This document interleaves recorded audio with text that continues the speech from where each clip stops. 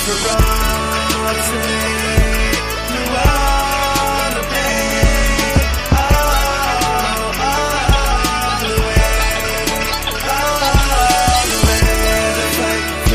everybody, to another episode of the SleeperWire Podcast. That's right.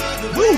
I am back, your host, Nick Summerall, and today I am joined with Max, and we've got Lucas on the show. Everybody get excited for the one and only Matthew McConaughey doppelganger out there.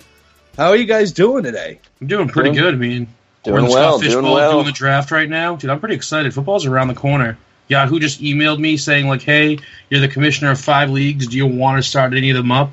And I'm debating on not starting any of them up because I'm in too many already. So, life's going good. Excellent. And Lucas, it's been a long time since the fans have heard you. How are you doing? Man, I've been behind the scenes a little bit, but I'm ready to roll. It's football season. It's the part of the year that we care about. The other 5 months we can just kind of throw away, and it's here. I mean, listen, we've had some great shows, but yes, I mean, these are the times where it gets really exciting, and we have more information at our disposal, so we have things we can actually dive deeper into, and training camp is right around the corner, so that's only going to open up more discussion, and then preseason's happening. I mean, there's a lot of stuff going on, but speaking of a lot of stuff going on, I mean, I'm not trying to brag here, but I think SleeperWire is probably one of the greatest shows out there today talking fantasy football. And you guys who listen already know that because you guys are devoted listeners to us, and we thank you for that. But, I always feel like, how can we give back more? How can we do more for the fans?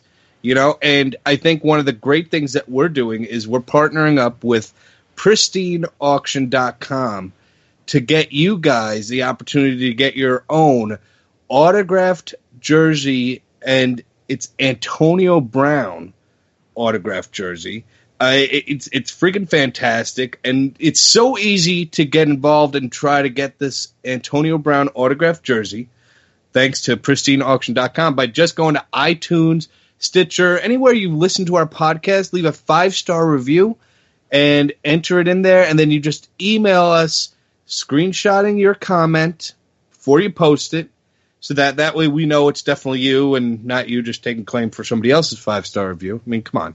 Let's just be real here. Let's be civil here, okay? And you will get the opportunity. I mean, Pristine Auction is so great. I've gotten already so many things from there. An autographed Gale Sayers jersey, nice frame for my, future man cave. Walter Payton signed picture. I've got my Jordan Howard autographed jersey coming in the mail. I love the stuff that I've gotten, and I've gotten it at such a good value. And that's what I love about Pristine Auction. That's PRISTINE auction.com. Go visit them, and like I said, go participate in our contest. There's more information at sleepwire.com, or you can go on Twitter and follow us at SleepWire Show for more information. All right, guys, we've got some great stuff to talk about. Today we're going to talk about quarterbacks. Now, I mean, I know most people are really wanting to hear about running backs and wide receivers, but we've covered so much of that. I think it's really time for us to dedicate a show to covering quarterbacks and how we approach them in the draft, and who are some guys that we like, who are guys we really think aren't going to perform well, maybe take a step back from last season. So let's just get right into it. Max, when you are in your draft and it's either standard or PPR, nothing crazy, nothing like these super flex or 2 quarterback leagues, just a traditional what most people do type leagues, how do you approach quarterbacks in the draft? Normally I kind of just go late. I guess you could say sleepers, but when like people what's late to you? Like late, I mean, I'd probably say earliest 8th round. I want my wide receiving core set. I want my 2 running backs, my flex usually, and then realistically, if I still see like a few quarterbacks on the board that I like, I'll wait. Because I mean, you got Rodgers going to go early. Luck always goes early. Brady, Breeze, Derek Carr will go early this year. But like quarterbacks like Wentz, who in past shows I've already mentioned, I love and think will do good this year. Wentz, Tyrod Taylor. Cam Newton might be late after his off year last year. And Matt Stafford. Stafford's a quarterback I always draft late. And last year was probably the worst year I've ever had from him, but he still put up decent numbers. And it's one of those things where it's like, yeah, Aaron Rodgers will get you 50 points every once in a while because he'll go off. But Stafford's going to be a consistent 30 points every single week. And that's just all I'm looking for is consistency and a quarterback that I can trust. Like, I know it's your guy, but Marcus Mariota, didn't necessarily trust him last year. Tannehill, even though I keep hoping for a bounce back, didn't necessarily trust him, so he's a QB I'd stay away from. But there are those middle ground guys, like the Kirk Cousins, the guys who show upside, who are going to fall in the draft, and you can get them later. Because not every team, like, not every quarterback warrants an earlier pick than the 8th round. Right, I totally agree. I mean, there's definitely, the couple, like you mentioned, Rodgers and Brady, like, those are I feel the exception to the rule, but they're not in my comfort zone of where they're going. So I will probably never own Rodgers or Brady on any of my teams. But let's go to Lucas. Lucas, so, I want to know what your strategy is with quarterbacks in your draft. And also I want you to know, like, how much of a difference is it for you if you're in a quarterback's passing touchdowns are 4 points or they're 6 points? So the number one thing for each league that you're in is going to be to go through and look how the league scoring is done. And I have some of my lesser leagues that maybe not as much writing on it. And with those, I kind of take some gambles and some shots just to experiment and see what works the best for me. In general, I have found that I don't go into any one draft with a 100% game plan of this is what I'm going to do.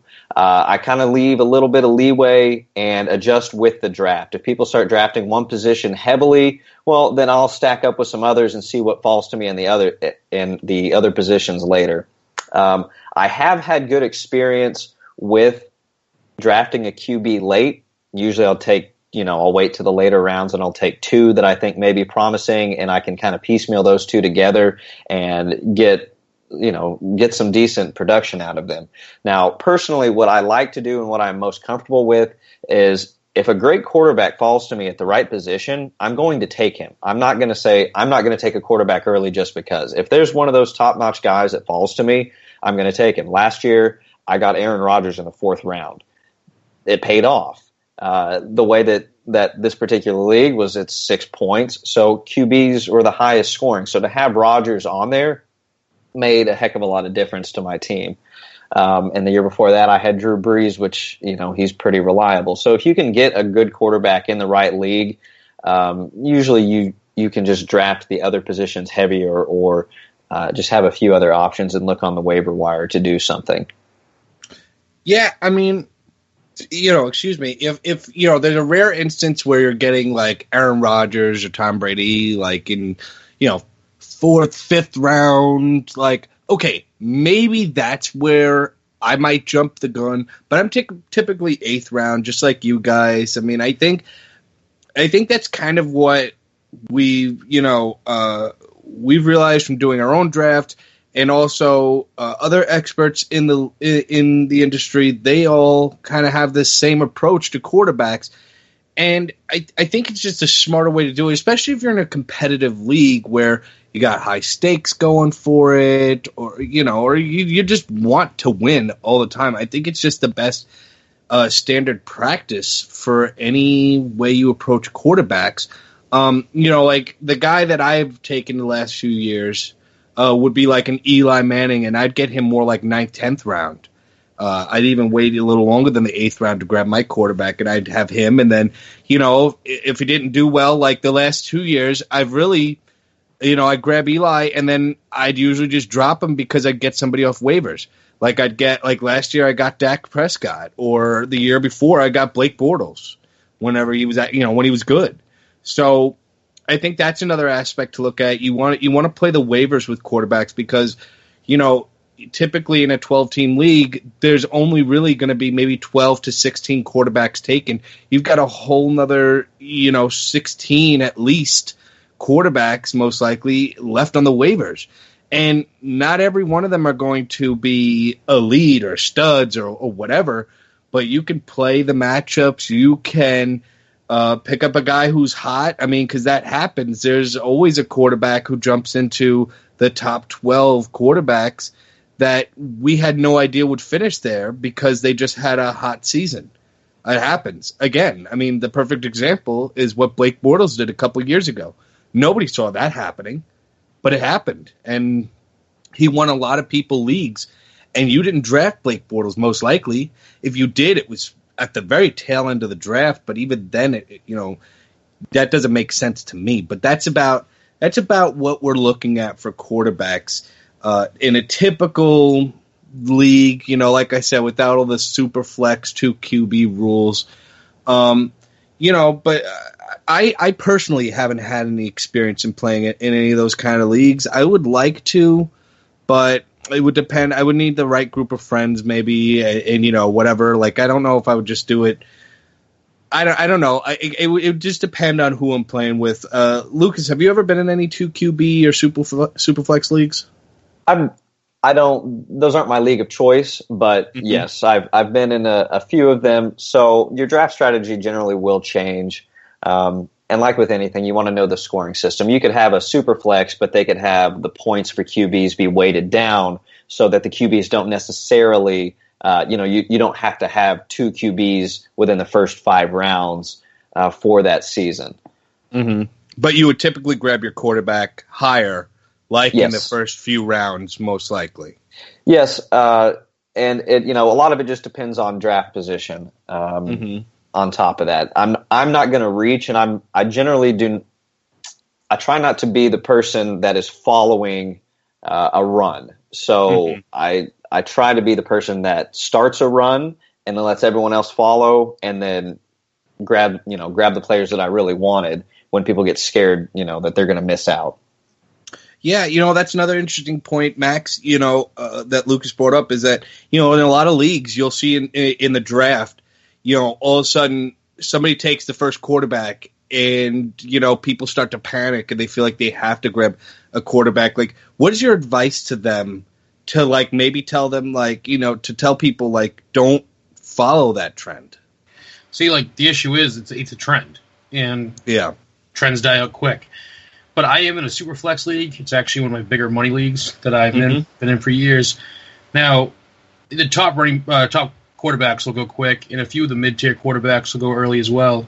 I kind of stick to my guns and just, because people are grabbing Brady, Rodgers, Breeze early, I just get David Johnson. I get Le'Veon Bell. Like last year, I had Ezekiel Elliott and David Johnson. And I ended up with Matt Stafford and Kirk Cousins. I had a decent year. I didn't win it all, but I came pretty damn close, and I feel like waiting was the best thing for me because I watched in the 3rd round, QBs were just flying off the board. And I was kind of like, I almost gave myself that oh no moment where I was like, oh, I should probably grab one now. But then I was like, there's some left. And I just drafted. And it worked out. And I'm happy I did it. I got Jordy Nelson in the 3rd. And this was your super flex league? This is my super flex league. It went David Johnson, Ezekiel Elliott, Jordy Nelson. Those were my first 3 rounds. Didn't touch a quarterback. But when I did draft a quarterback in the 4th round, I needed one. You know what I mean? Like, at that point, I was like, all right, in the 1st round, a few went. 2nd into 3rd round, it went nuts. People literally, the wrap round, just boom. And I was like, oh, hey, Jordy Nelson, I'll take you. And then the 4th round, I grabbed Stafford. And then, a couple rounds later, the 6th round, I grabbed Kirk Cousins. And I was perfectly content. I think I had Tyrod Taylor as my bye-week fill-in. So it's hard to say don't get caught up in trends because I understand PPR leagues, wide receivers are going fast, but I've already said it. There's a lot of depth in wide receiver. Running backs are the only things where if you see that trending, where you see running back, grab one. Because the pool of running backs that are actually quote-unquote elite or top tier is very small. That's the only thing this season, especially because there are so many split backfields. I look at running backs. I know this is a QB show, but I'm just saying, quarterbacks, something I really wouldn't worry too much about. But running backs is get it. Get there quick. Yeah, I agree. Running back this year, Yeah, like I said, I mean, I know this is a quarterback show, but we're really talking draft strategy right now. I mean, we'll get more in depth into quarterbacks in a little bit because I want to take a look at the ADP list and kind of go through, what's going on there. But let's continue on with this. Running backs is so important this year because I feel like it's the trend this year.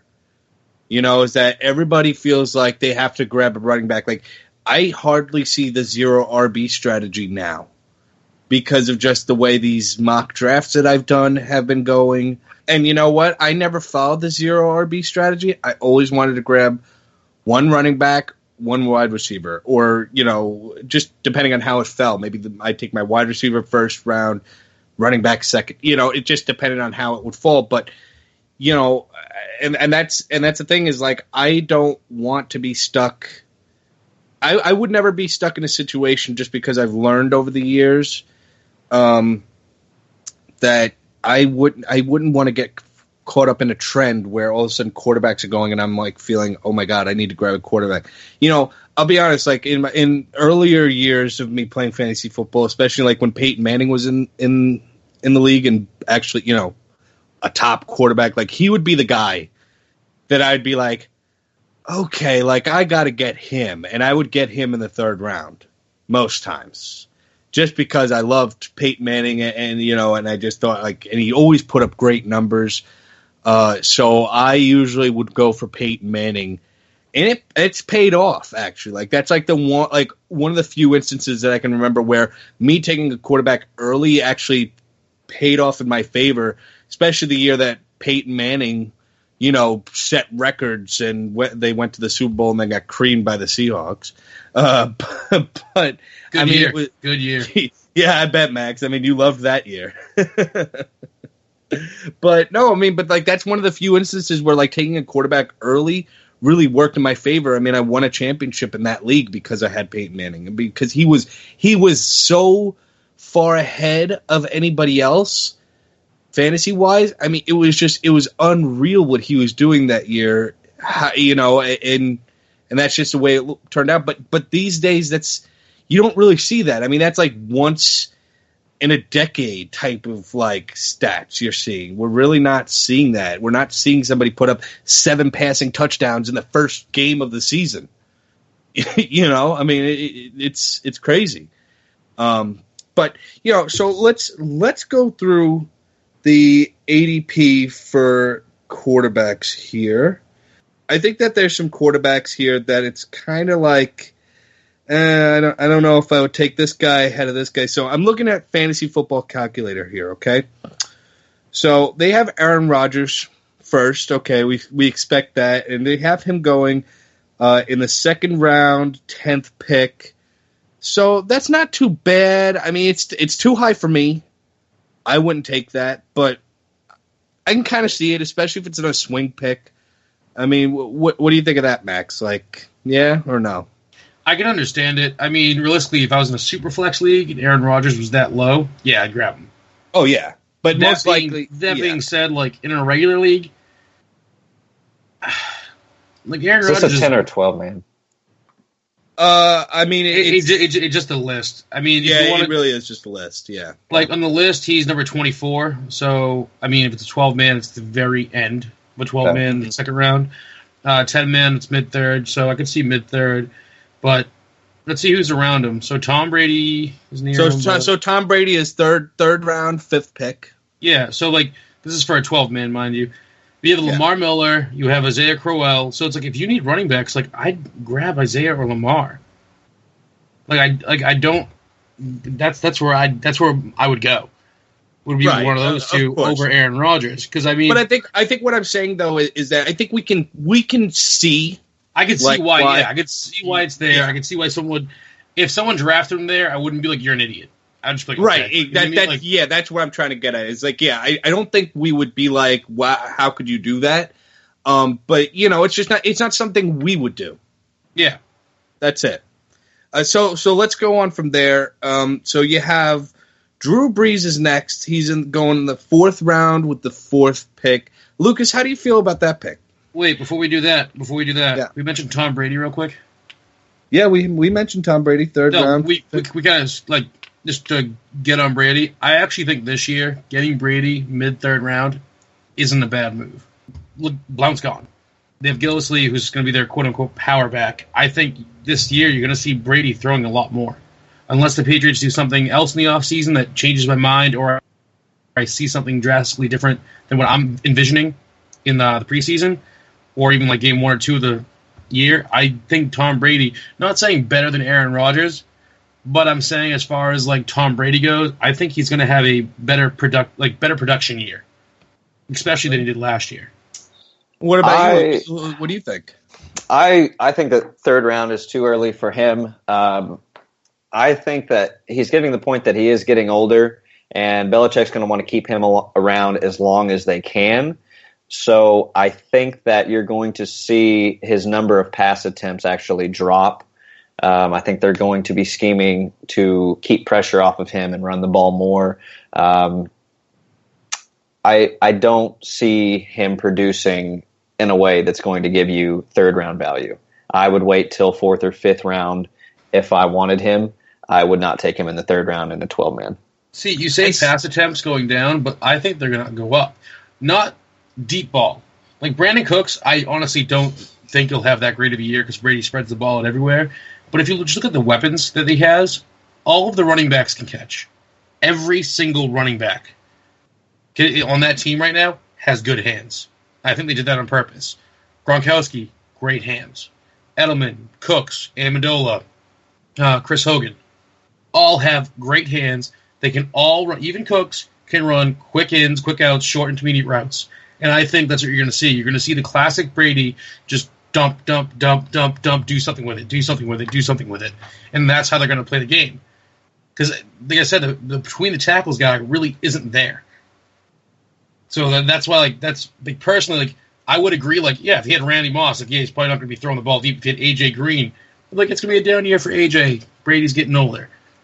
But when it comes to the short, quick routes, I think Brady will be fine with that, and I don't really think his age is going to affect it that much. Because even Peyton Manning, when he was in the final last leg, whatever you want to call it, of his career, the only good passes he had were the short, intermediate passes. That's what they're looking for. Just get the ball down the field quick. Get it down the field quick, and the Patriots have mastered that. So I think that's what we're going to expect from Tom Brady, and that's why, in my eyes, he'll be better this year, because I think there's going to be a lot more chances for him to throw into the end zone as opposed to LeGarrette Blount pounding it in. Not to mention, too, it always seems like Tom Brady never gets sacked. So I feel like there's not as much mileage on him like there was on, Peyton Manning, especially because Peyton Manning also had the neck the neck surgery and everything. So that definitely affected his career earlier. Bill Belichick always has a good O-line, and that's honestly, when draft was coming up, I was like, I hope the Browns only draft O linemen. I hope the Bears only draft O linemen. And it's because I genuinely believe if you're an offense, if you have a very good O-line, not necessarily elite, but a good O-line, the rest of your team automatically just got better. Well, that's why I'm excited about the PFF ranking that came out recently on the offensive lines for this season, and the Bears are ranked number 5. I love it. I hope that's true, because, even look at Tony Romo. He was a joke, and then what happened? They just amassed this amazing offensive line, and then, oh my God, Tony Romo was a threat. You know what I mean? He gets hurt a lot, but the guy's a legitimate quarterback. He's great. And before, I don't care what anyone says. Oh, there's Tony Romo throwing a pick again. He had no time to throw. And I kind of think that was Jay Cutler's issue too. He just got beat up, and you can't work under that kind of pressure. You know what I mean? There were multiple factors going into Jay Cutler's. Jay Cutler, whatever. But I think the one thing the Patriots have done right is always had a great O-line. That does not change this year. Let me just add my 2 cents in, and then let's move on, because we got plenty of other quarterbacks to go into other than just Tom freaking Brady. I think that I could see where you're coming from, Max, with him probably having some more pass attempts. The addition of Brandon Cooks would certainly indicate that, he's gonna, they wanted another receiving option out there that was, maybe towards the higher end side of what he could do and what he could produce out there on the field. Like you mentioned too, with the running backs, they all have great hands. Obviously Gronk and Edelman they're great receiving options. So I think this could be a bigger year for Brady, but it's kind of hard because, I mean, we've seen what he's done the last couple of years, and he's already doing better than he was earlier in his career as far as the numbers go.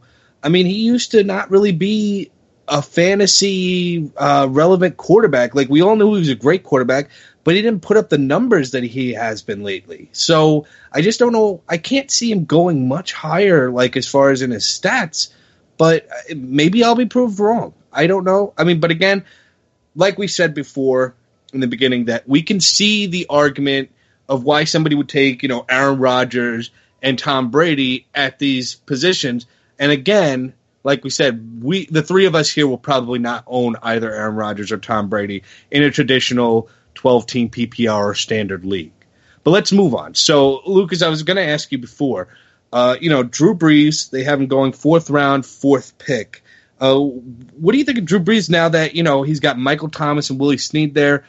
And really, that's about it. I mean, yeah, Mark Ingram can catch some balls. Maybe Alvin Kamara, the rookie, could catch some balls. But really, Brandon Cooks kind of leaves a hole, I feel, that, yeah, Michael Thomas might be able to carry it. But I think this could be a down year for his passing stats. What do you think? I think that it could be a slight regression. I personally love Drew Brees at 4-4, not so much. If we look at his schedule, the first 4 weeks, he's at Minnesota, then has New England, at Carolina, and then at Miami. So he has 3 out of 4 games on the road, and 2 of those are Minnesota and Carolina. So I think that he's going to get off to a rough start. And I think that they're going to bring a lot of pressure on him just to kind of to feel him out. Just another guy that at 4-4, that's where I would take Rodgers if he fell. But with Brees, I'm thinking 5th round at the earliest. But that's just my personal strategies. I don't want a QB that early at that kind of capital, especially with the kind of early season that he has. Now, later in the season, it eases up a little bit, but he has a pretty tough early season. Yeah, I mean, you always look at Drew Brees and try to figure out, okay, what's his season looking like and who's he on the road against? Because as we know, I mean, in the Dome, Drew Brees is certainly elite. And when he's not, he's not, I mean, that's just the way it is with Drew Brees. So he's always a guy that I usually never own as well, kind of for that reason. But Max, do you think this could be a regression year for Drew Brees? 100%. The receivers aren't as good as he's had in the past. They have 2 elite running backs now. I mean, even though I kind of think Adrian Peterson's falling off, they still have 2 stud running backs. I just kind of don't think the team is planning for Drew Brees to be Drew Brees. Mm-hmm. Yeah, like I see, listen, I still really like Michael Thomas. I think he's still going to put up wide receiver 1 numbers this year. I think he'll finish as a top 10 wide receiver at the end of the year. But, Willie Snead will get his. He'll be that low-end wide receiver 2, or maybe mid-tier maybe. He's a guy that I know there's a lot of hype for. A lot of people love Willie Snead. I'm not one of them. I'm like, okay, he's all right. Maybe a nice bye-week fill-in, but never somebody I'm like, yeah, I want to throw out there and have as my starter. But, anyways, but it just seems like they're missing what they used to have, and they just don't seem to have that.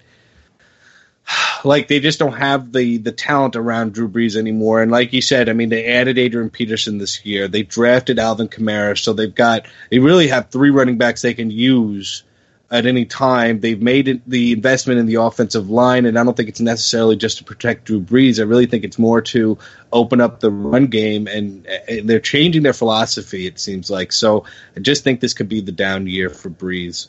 But let's continue on. So, Max, I'm going to give you the names from the number 4 ranked quarterback as far as the ADP is concerned to the 9th. I want you to put them in order of the way you see them playing out this season, okay? So we have Andrew Luck, Matt Ryan, Derek Carr, Cam Newton, Russell Wilson, and Ben Roethlisberger. I'm going to go with Derek Carr, Matt Ryan, Ben Roethlisberger, Andrew Luck Russell Wilson, Cam Newton. Okay, that's interesting. I'm actually looking at the list right now. I just brought it up. And it honestly blows my mind that Andrew Luck is this high. I understand he had a good season last year, but Derek Carr has more weapons and I think is just as good of a quarterback. Matt Ryan last year was a record-setting monster. And to think he's fallen off because of a year, they still have all the weapons. But let me ask you this, Max. Do you think that, because over the years, right, we've seen this happen where a quarterback wins MVP and it's not your typical like Aaron Rodgers, Tom Brady guys who we know are always top quarterbacks, like Matt Ryan did last year, like Cam Newton did the year before. Are people looking at what has happened in the past and saying to themselves, wow, maybe recency bias is a thing? And that's why they're not putting Matt Ryan as high as like normally that would happen with an MVP winning quarterback. See, I think they might be, and I think people are giving Andrew Luck stock in the fact that he's Andrew Luck. Like he's the pedigree. He's supposed to be. Like the name guy. Means something. Yeah, he's supposed to. Well, it's Andrew Luck, so he's going to be great. It's Andrew Luck. Yeah. And I'm not saying he's not, but like Derek Carr, I think has the potential to be the next great quarterback. But Matt Ryan's always been good.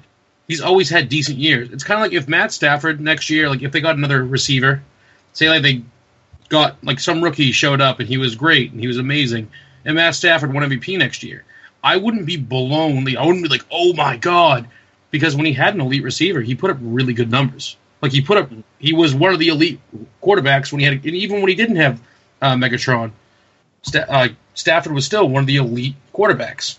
Matt Ryan's always been like just outside that top tier, Andrew Luck was put in that top tier the day he was drafted, and he's never come out of it. And I just don't understand. Like, you have Derek Carr, who shows the signs of being a 35-year-old veteran quarterback, and the kid's like 25.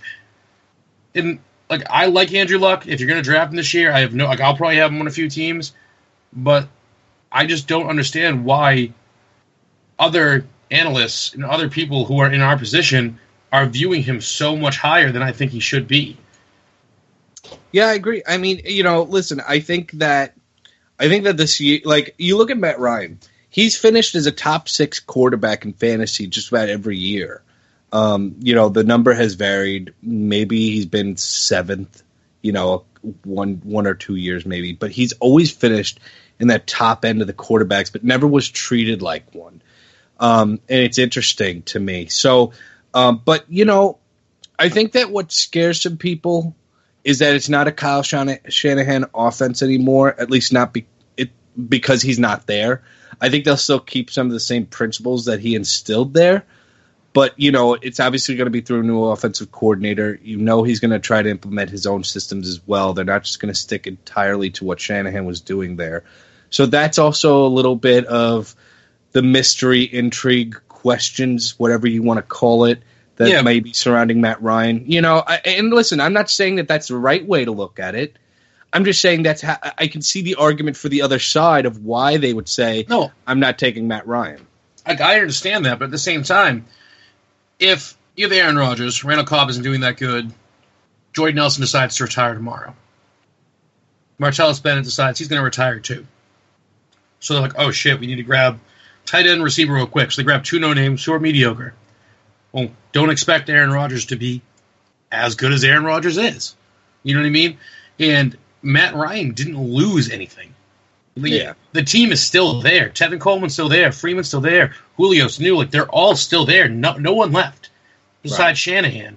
And I can tell you right now, whatever offensive coordinator comes in is going to have almost an identical playbook to Shanahan, because he would be remiss not to. It'd be the stupidest thing he could do for his career.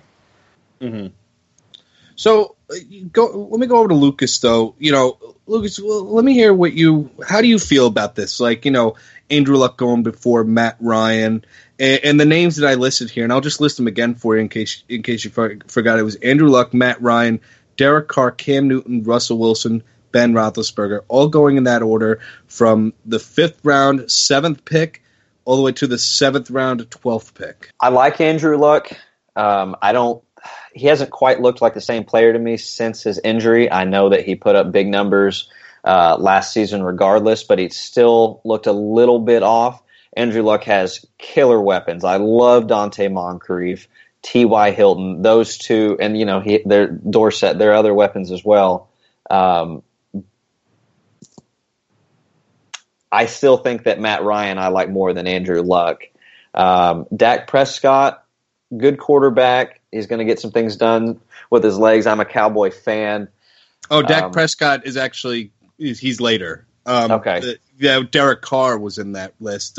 Cam Newton, Russell Wilson, Ben Roethlisberger.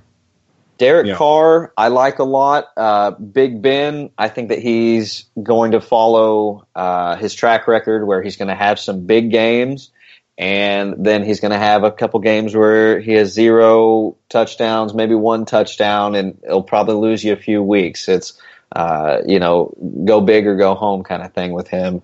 And then he'll have like a minor injury he'll complain about and say, oh, my God, I got to sit out this game, and then come back for the next game. Well, fine. Yep, and then Russell Wilson. I mean, the guy he's consistent, but he's not going to be someone that's going to win you your fantasy season. I don't think he's generally kind of in the lower end of the QB1. So if you can get him at the right, he's not someone you want to reach for. But if he ends up on your team, you know that he's going to get you a nice floor either with his running or and sometimes he puts together some big bombs. And will get you in and get you an explosive game. But generally, he's just a pretty consistent quarterback. Me personally, I think that Derek Carr is undervalued. I like Matt Ryan more than I do Andrew Luck. And then I think it kind of falls off with the other ones to a different tier for me. Yeah, I mean, I think the way I look at it is like, okay, like if Matt Ryan maybe dropped to, say 7th round or maybe even the 6th round, depending on what my lineup's looking like, what's there. Yep. This is about typically where I might consider taking a quarterback. It would depend on who's there in the 6th round for me.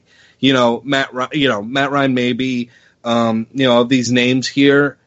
Derek Carr is another one that I'd possibly consider. But that's really about it for me. Of course, aside from, Aaron Rodgers and Tom Brady falling to the 6th, which is highly unlikely. But obviously, if that were to happen, I would have to jump on that. But of these quarterbacks listed here, Matt Ryan and Derek Carr, I think, would be the names for me that I would grab in the 6th round and be happy that I maybe jumped the gun there.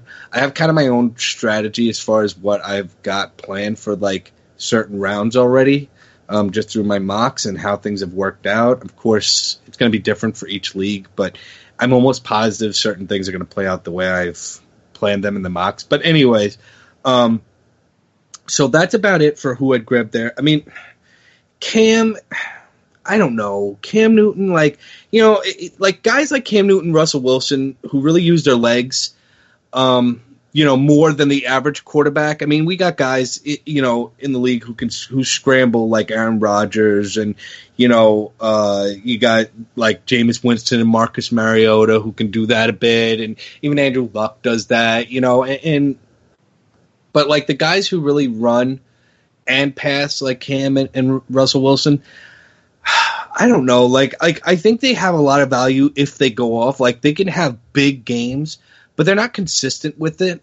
And that's what bothers me, is it's not consistent, and you'll get weeks, other than Cam Newton's big year in 2015, he's never really had a season like that where it was consistent enough to be like, oh my God, like he was finished top 5 quarterback every week because he uses legs and his passing. And look at the receiving options there. Yeah, Christian McCaffrey I really like, but at the same time, like, I still question whether they're going to change the system enough there in Carolina to actually have Cam check down to him, which is something he hardly ever does. So that worries me. And then Kelvin Benjamin, overweight, doesn't help. It leaves Greg Olsen, who's consistent, but he can't get it done all on his own. And then there's Devin Funchess, who's, Devin Funchess. So I can't get behind that. But we'll see how it goes. So, but let's get into now we're getting into 8th round territory, guys. This is about where we're saying, we would feel probably more comfortable than any round to start taking quarterbacks. And I'll read you some of the names from the 8th to the 10th round here. You got Kirk Cousins, Jameis Winston, Marcus Mariota, Dak Prescott, Phillip Rivers, Matthew Stafford, and Eli Manning. Max, of those names, who has the potential to be a bust if you grab them late? Like, who do you think you're going to grab them saying, oh, I got awesome value, and it turns out you were totally off? Maybe I'll do technically. But if I had to guess, I mean, I want to say Eli Manning just because I don't like him, but that's really not fair. Marcus Mariota, I think, is potential to be a bust. Dak Prescott has potential to be a bust. Phillip Rivers does too. I want to say Phillip Rivers just because of how weak the receiving core is as far as like their proneness to injury. But if I had to put my money on just the receiver's talent alone, I would probably say Dak Prescott. Mm-hmm. He hasn't shown me enough to make me be like, yep, he's an elite quarterback, or yep, this kid can be my every week starting quarterback. And with such an explosive run game there, he's probably the one I trust the least. Yeah. Yeah. I kind of have the same feeling. I like that I had Dak Prescott as my starting quarterback last year. Not every game, but I had a good enough team that he was okay. He was average. Like I said, maybe in the mid-season, like early to mid-season, he had some like pretty good games, but then it started to fall off a bit. Lucas, what about you? Of these quarterbacks, who would you say is your potential bust here? I'm going to say Eli. I think that he has a great wide receiving core, but I don't believe that much in his overall talent. I think that he gets flustered, and he's going to have some good games, but overall, I think he is who I like the least. I think that Dak Prescott and Kirk Cousins are who I like the most.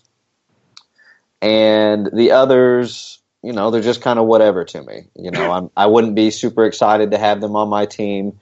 I would hope that at this round that some of the guys that we had just spoke about before might fall to me. Maybe people overlooking a Derek Carr in your league.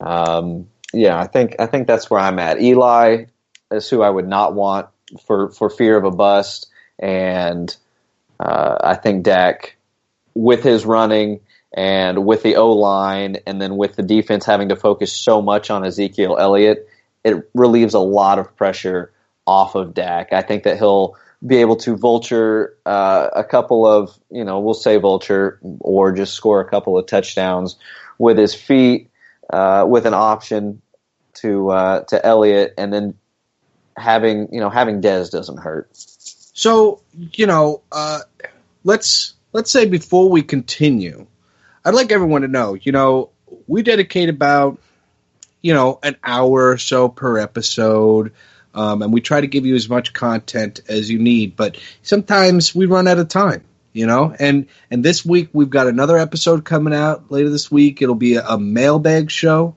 featuring myself, Professor Chris, and Prophet Hoos.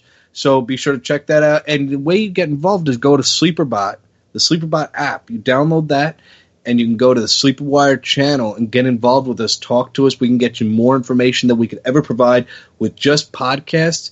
We'll help you guys win the league. Just download the SleeperBot app and join the SleeperWire channel. One word, SleeperWire. Okay? Join it, and you won't regret it. So I need to ask you this, Lucas, because I like Jameis Winston and Marcus Mariota a lot this season. And Marcus Mariota more so than probably anybody in that group that I read you, because I really feel like he could finish top 5. I think he's again, one of those types that could scramble, run a little bit, and just the additions they've made to the receiving core. I feel like they've really got him enough weapons now that he can spread the ball and really boost up his numbers. I mean, do you not agree with that? I think that he's a tactician, and I think he has a lot of promise. I think if he can get in sync with the new weapons that he has, and they're able to utilize Henry and DeMarco Murray efficiently, that offense can start putting some serious yards behind him. And I'm not sure that I'm ready to say that I can see that I'd likely see him in the top 5, but I think that it's safe to say that he'll fall 6 to 9 by the end of the season. And looking at this list too, I got to be honest. Max is all about Matthew Stafford. I've never once thought about drafting Matthew Stafford or owning him on a team. Even with Calvin Johnson, I was just like, that's all he would throw to. And now, who does he got? Golden Tate? That's who took over, who's taking over for Calvin Johnson? Marvin Jones? I mean, he didn't, he got hot in the beginning, but then tapered off. I don't feel like he's got enough weapons around him to really be a top quarterback option. I mean, do you agree with that? I do, and I think Stafford's best days are behind him. Yeah. I see him being a decent backup, fill in with the right bye weeks. He will show some game, he'll have a few games that'll make you think, oh, maybe he still has it, and then he'll have that next game that reminds you why you don't want him starting on your team. Yeah, I agree. Well, let's wrap this up with the last bit of this top 25 list of the quarterbacks on the ADP here. We've got Tyrod Taylor, Andy Dalton, Carson Wentz, Carson Palmer, Deshaun Watson, Blake Bortles, Ryan Tannehill, Sam Bradford, and Joe Flacco. These are guys that I'm like, there's a couple names I'm like, okay, I probably won't draft them, but I'll look out for them in waivers and see what they do, especially comparing it to whoever I may have a quarterback and seeing if, maybe this guy's tapering off, or if, one of my quarterback gets injured. Somebody I'm going to look at. I don't know if I'm necessarily drafting any of these guys. For me, my favorites of the list are Tyrod Taylor, and probably Carson Wentz. As much as, me and Max have a bet going on between Carson Wentz and Marcus Mariota. I don't know if you heard that, Lucas, but he thinks Carson Wentz is going to finish better than Marcus Mariota. I said he's crazy. I agree with you. Yeah, thank you. Yeah, I said you're crazy. Marcus Mariota is absolutely finishing better than Carson Wentz. I think the weapons there are better for him, and I think they have a better running game, which will help relieve the pressure for Mariota. I mean, LeGarrette Blount is nice there, but still, I'd rather have DeMarco Murray, Derrick Henry over LeGarrette Blount any day. But anyways, so of these names, is there anybody you're excited about, maybe to grab really late, or maybe or just to look out for on waivers? No, they're all very blah to me. I'm not excited for any of them. I would like to see what Watson can do. I'm kind of excited. I'm always excited to kind of see new blood come in and see how they're able to perform at the next level. But no, out of this list, most of them we've seen what their bottoms are. We've seen what their tops are. They've been around long enough. I think that Tyrod still has a chance. I'm still kind of just waiting. He has that X factor, that he has the ability, and I'm waiting to see that come to fruition.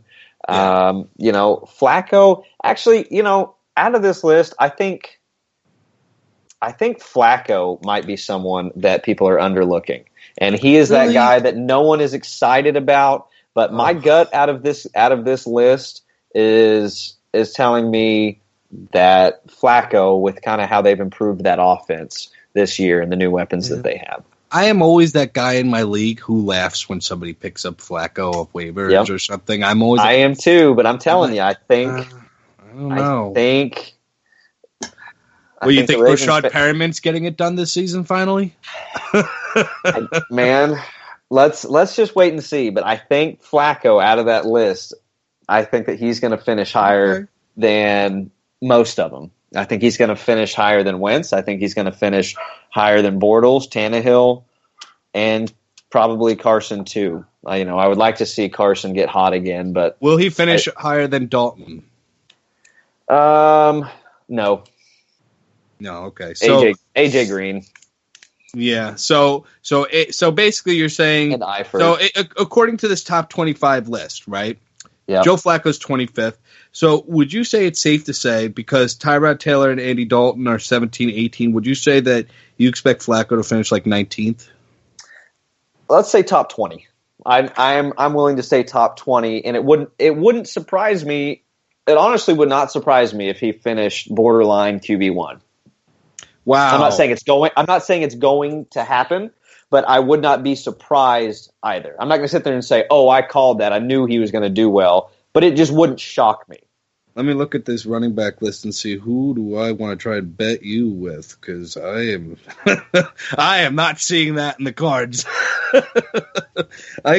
Oh man, there's somebody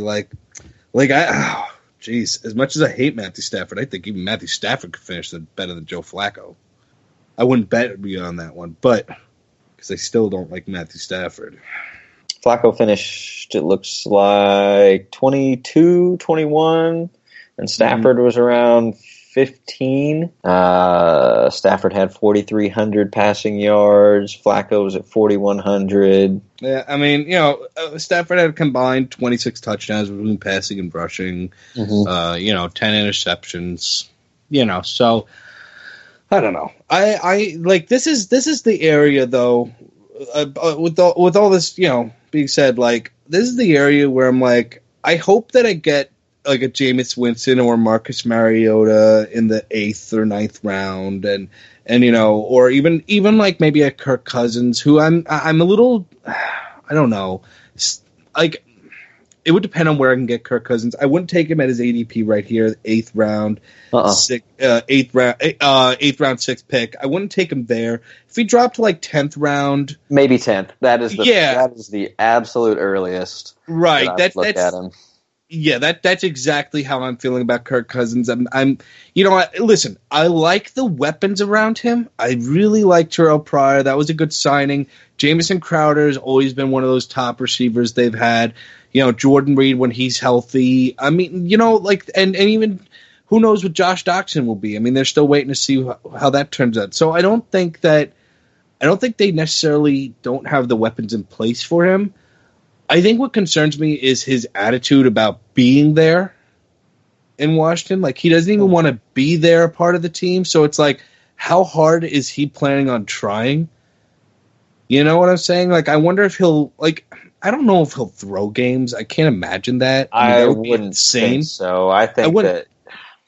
Yeah, but you know what I mean? Like, the situation's gotten so ugly there between, in the reports between him and the, and the higher ups. It's like, God, could he be like one of the, like, could he really like do that though? Like, I mean, I don't know. It's a lot of hype, but I don't know. Like I said, I highly doubt he would throw games, but maybe he wouldn't be trying as hard. Maybe he wouldn't put in the extra effort that is needed out of your quarterback. And that's what I'm worried about.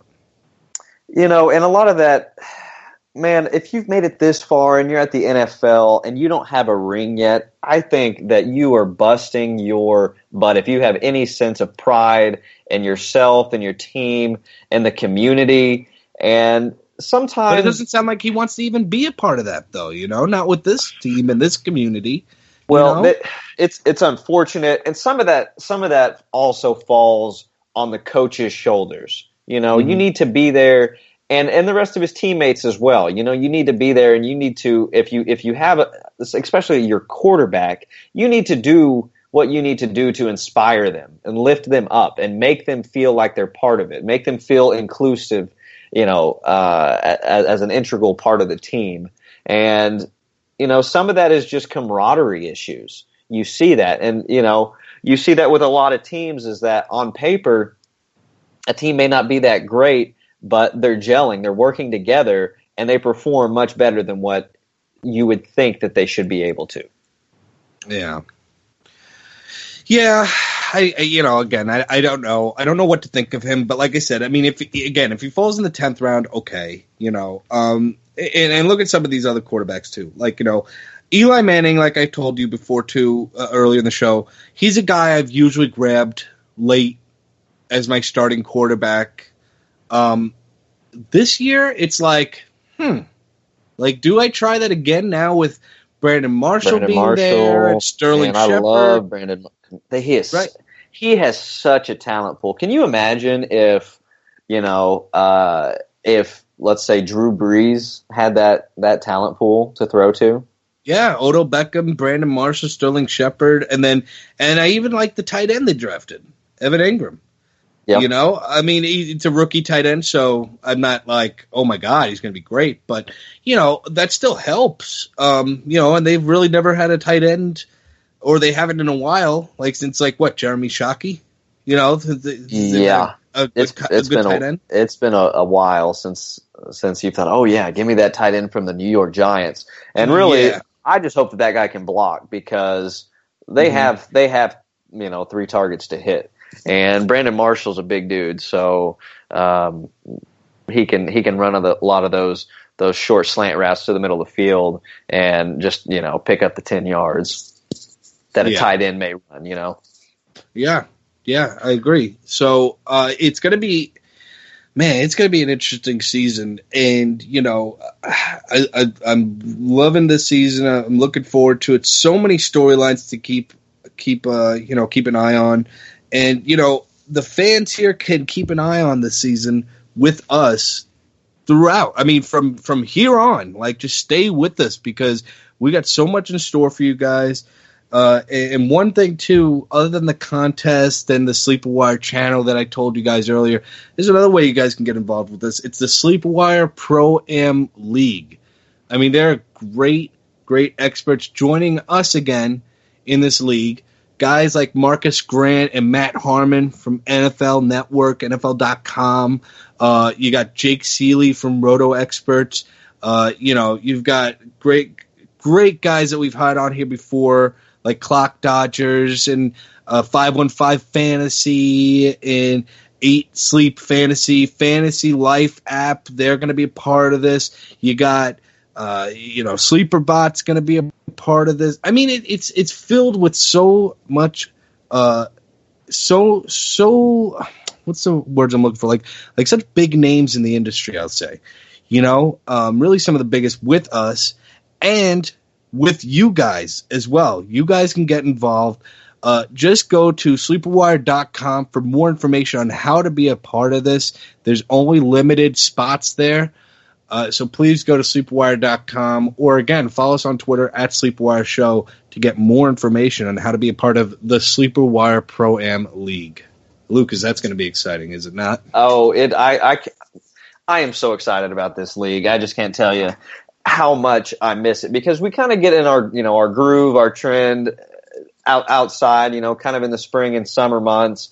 But I am just so much happier in the late summer and the fall. Just this point where, everything's so fresh and new, and draft day, that is akin to Christmas when I was a kid. I now look more forward to my draft days than I do any other day of the year. Christmas, maybe Thanksgiving. I love me some Thanksgiving. I love to eat home cooked meals. But yeah, I cannot wait for this fantasy season. Yeah, I mean, and you know what? I'm always excited, leading up to draft day. And then I draft my team, and then I'm like, ugh, I don't like my team. Because I'm just because I second guess everything, I'm sorry about that. The day after the draft, I'm sitting there texting, I'm on GroupMe, or I'm texting my group of friends saying, hey, just hand that trophy over now. It's already done.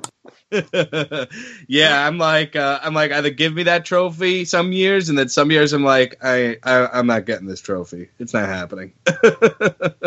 I hate to say this, we are all out of time here. We are done for the show today.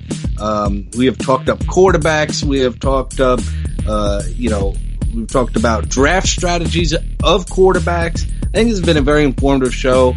And I think it's something different from what we've been doing, something I think you guys needed to hear. Some really good information was dropped for you guys about quarterbacks. And we thank you so much for joining us. It really is great to have you guys a part of us and to be a part of your lives, giving you all the fantasy information you need. So, Lucas, where can they find you and follow you and, get more information from you if they need help from Matthew McConaughey? Well, you see, they can find me on SleeperBot, SleeperWire LBB, and soon and coming is a brand new Twitter account, and I'll have that for you guys soon. Excellent. And guys, remember to go to SleeperWire.com for all of our contests, rankings, podcasts, whatever you guys need, it's there. We have articles now up there. I wrote an article recently. Of course it's about Jordan Howard because I just can't stop talking about the guy. Listen, like, I know that it's become kind of a joke at this point how much I'm into Jordan Howard, but it just frustrates me how many people are against Jordan Howard that, like, I just feel this need to be, like, defending him all the time. It's like I don't know, like I know it's kind of fan pride, but at the same time, like, the numbers are there to prove it. But I'm not going to get into it here. Just go read the article. I have a lot of information there. And we have plenty of great articles in case you don't want to read about Jordan Howard and hear me talk about it. I hope you guys do read my article, but, read everybody else's article. Go read it. It's a good article. He puts out some good things. Yeah, there you go, Lucas. And please, guys, remember, the reason we do this, other than to entertain you guys and give you guys the knowledge you need to win your league, is this is for Rob, our friend. He's such a good guy, right, Lucas? I mean, he always puts his all out there. Heart of gold. Yeah. And we just all need a little help at different points in our lives, and so he has our support, and hopefully our listeners too. Right. I mean, he's dealing with chronic Lyme disease every day, and he's got a GoFundMe page. Please go donate whatever you can. Whatever it is, he'll always appreciate it. I mean, it's amazing. Every time he's gotten a donation or something, he's always said, "Oh my God, this is great." And even if it's like $5, $10, it's something. It's a little bit of something that will go a long way. So please help him. You can go to SleeperWire.com to help support him, or go to GoFundMe.com/RobJR. Okay, and every cent you give goes right to him, not to us. All right. That'll do it, Lucas. Thank you very much for joining me on the show. Sorry Max can't be here to close out the show. He had to run a little early, but that's okay. We got some great information out of him. Lucas, again, thank you so much. Thank you. And for Lucas and Max, I'm Nick Summerall saying so long, everybody. Good night.